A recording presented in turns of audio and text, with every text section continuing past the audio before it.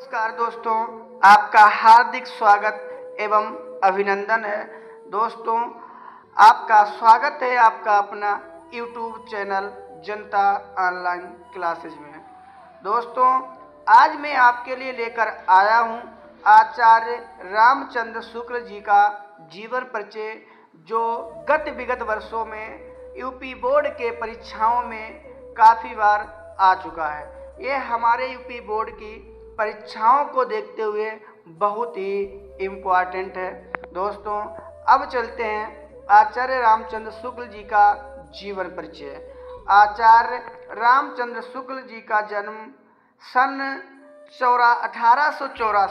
1884 उत्तर प्रदेश के बस्ती जिले के अगोना नामक ग्राम में हुआ था। दोस्तों, आचार्य रामचंद्र शुक्ल का जन्म सन 1884 उत्तर प्रदेश के बस्ती जिले के अगोना नामक ग्राम में हुआ था। इनके पिताजी पंडित चंद्रवली शुक्ल था। इनके पिता का जो नाम था वो पंडित चंद्रवली शुक्ल था और इनकी माता का जो नाम था वो विभासी था। मतलब इनकी जो माता का नाम था वो विभासी था। इनके पिता मिर्जापुर में कानून गो के पद पर कार्यरत थे। मतलब जो इनके पिताजी जो थे वो मिर्जापुर में कानून गो के पद पर कार्यरत थे। दोस्तों, अब आगे आते हैं। कहा गया है कि इसीलिए ए और इनका जो परिवार है वो मिर्जापुर में रहने लगा।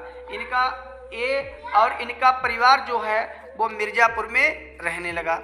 रामचंद्र शुक्ल का बचपन जो था वो पढ़ाई में मन लगने के कारण इन्होंने अच्छी शिक्षा ग्रहण की। मतलब शुक्ल जी जो थे का बचपन से ही पढ़ाई में मन लगने के कारण इन्होंने अच्छी शिक्षा ग्रहण की थी, परंतु अपनी इच्छा अनुसार शिक्षा नहीं मिलने के कारण ये वकालत में सफलता नहीं हासिल कर सके। इनको क्या हुआ, अपनी इच्छा के अनुसार ये वकालत में सफलता नहीं हासिल कर सके। हिंदी गद्य में रुचि होने के कारण ये वे साहित्य की ओर झुक गए। मतलब साहित्य की ओर झुक गए थे और मिर्जापुर में चित्रकला के अध्यापक पद के रूप में अध्यापन कार्य करते हुए इन्होंने अनेक कविता, निबंध, नाटक, कहानी आदि की रचना कर डाली। इन्होंने क्या किया कि अध्यापक के रूप में अध्यापन कार्य करते हुए इन्होंने अनेक कविता जैसे निबंध, नाटक, कहानी आदि की रचना कर डाली। इनकी प्रतिभा से प्रभावित होकर हिंदी शब्द सागर के संपादन के कार्य में सहयोग के लिए काशी में नागरिक प्रचारणी सभा में सम्मान पूर्वक बुलाया गया।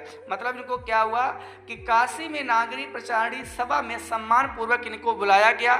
वर्ष 1900 वर्षों तक, मतलब इन्होंने क्या किया कि 1900 वर्षों तक काशी नागरिक प्रचारणी सभा का संपादन भी किया।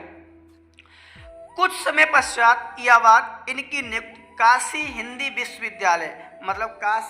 विश्वविद्यालय में हिंदी विभाग के प्राध्यापक के रूप में हुई और कुछ समय बाद ये हिंदी विभाग के अध्यक्ष के रूप में नियुक्त किए गए। मतलब हिंदी विभाग के अध्यक्ष के रूप में ये नियुक्त किए गए। अन्यथा इस महान लेखक का 2 फरवरी 1941 ईस्वी को इनका स्वर्गवास हो गया। मतलब 2 फरवरी 1941 ईस्वी को इनका स्वर्गवास हो गया। इनका साहित्य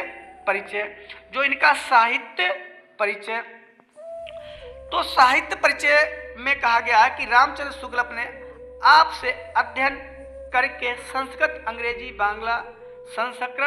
अंग्रेजी, बांग्ला और उर्दू का ज्ञान प्राप्त किया। हिंदी साहित्य में उनका आमगन कवि और निबंधकार के रूप में हुआ। मतलब इनका जो आगमन हुआ जो वो कवि और निबंधकार के रूप में हुआ और इन्होंने बंगला का हिंदी में सफल अनुवाद किया। कुछ समय बाद आलोचक उनका मुख्य विषय बन गया। जो आलोचक था वो उनका मुख्य विषय बन गया। इन्होंने निबंध, इतिहास, कहानी, समालोचना और काव्य आदि सभी को अपनी प्रतिभाशाली बुद्धि से एक नया रूप प्रदान किया। इसके अतिरिक्त अंग्रेजी में आनंद, बुद्ध चरित्र और आदर्श जीवन आज इनकी प्रसिद्ध पुस्तकें हैं। इनका निबंध चिंतामणि 3 भागों में क्या हुआ? प्रकाशित हुआ। जो उनका निबंध था वो 3 भागों में क्या हुआ? प्रकाशित हुआ। चिंतामणि पर हिंदी साहित्य सम्मेलन प्रयाग द्वारा 1200 रुपये का मंगला प्रसाद पारितोषिक पुरस्कार प्राप्त हुआ। मतलब 1200 रुपये का इनको पुरस्कार मिला। और काव्य में रहस्यवाद निबंध पर इनको हिंदुस्तान अकादमी से 500 रुपये का भी पुरस्कार प्राप्त हुआ। दोस्तों अब आते हैं इनकी रचनाएं। निबंध संग्रह विचार वीथी तथा चिंतामणि भाग 1 और भाग 2 में प्रकाशित हुई। उसके बाद इतिहास, हिंदी साहित्य का इनका जो इतिहास है, आलोचना के रूप में सूरदास, त्रिवेणी, रसमहिषा। फिर उसके बाद में संपादन, इन्होंने जो संपादन किया है कि तुलसी ग्रंथावली, काशी नागरी पचाड़ी, ब्रह्म गीत सार, हिंदी शब्द सागर, जय सी ग्रंथावली, आनंद का दमनी पत्रिका, इनकी क्या है संपादन किया इन्होंने। और अपने चरित्र में इन्होंने बहुत ही अच्छे कार्य किए और एक कवि के रूप में ये प्रकाशित हुए। इन्होंने बहुत से पेपरों में या बहुत सी पत्रिकाओं में संपादन भी किया और ये बहुत ही महान कवि कहलाए। दोस्तों आपको अगर यह वीडियो आपको अच्छा लगा हो तो आप अगर नए हैं तो इस चैनल को सब्सक्राइब कर लीजिए और लाइक कर दीजिए। थैंक यू दोस्तों।